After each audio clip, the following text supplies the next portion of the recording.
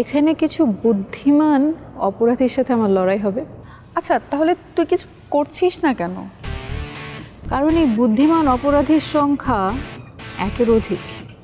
সময় নিচ্ছে, জায়গা বুঝে, সিচুয়েশন বুঝে সবাইকে ধরবো।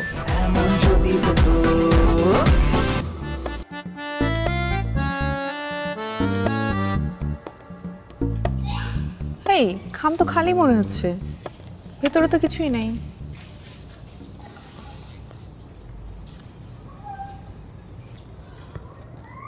খালি খাম তো হবে না, কিছু না কিছু তো অবশ্যই থাকবে।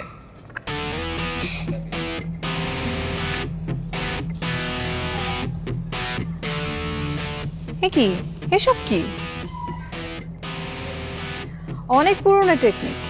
কিন্তু তুই এভাবে গ্লাভস ছাড়াই ধরলি, এর মধ্যে যদি পয়জন থাকে? না, পয়জন নেই, আমি কনফার্ম হয়ে ধরেছি। এগুলো এখানকার সাধারণ গাছের সাধারণ পাতা। কিন্তু এসবের মানে কি? টেকনিকটা আমার পছন্দ হয়েছে।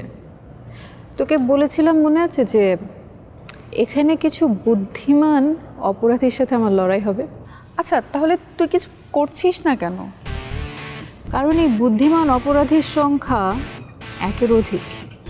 সময় নিচ্ছে, জায়গা বুঝে, সিচুয়েশন বুঝে সবাইকে ধরবো। আচ্ছা, তাহলে এই পাতাগুলোর পেছনে রহস্য কি?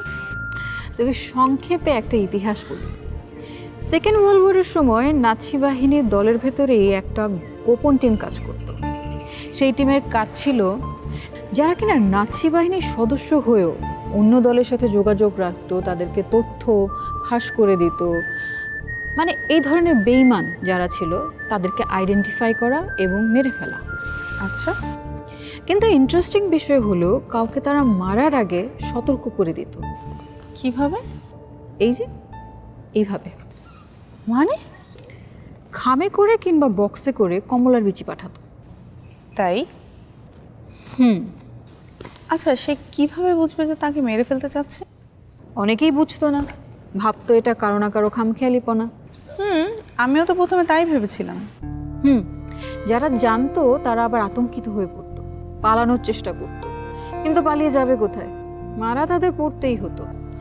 কিছু কিছু অবশ্য পালিয়ে যেতে পারতো, সেটাও বুদ্ধির জোরে। কঠিন ব্যাপার স্যাপার।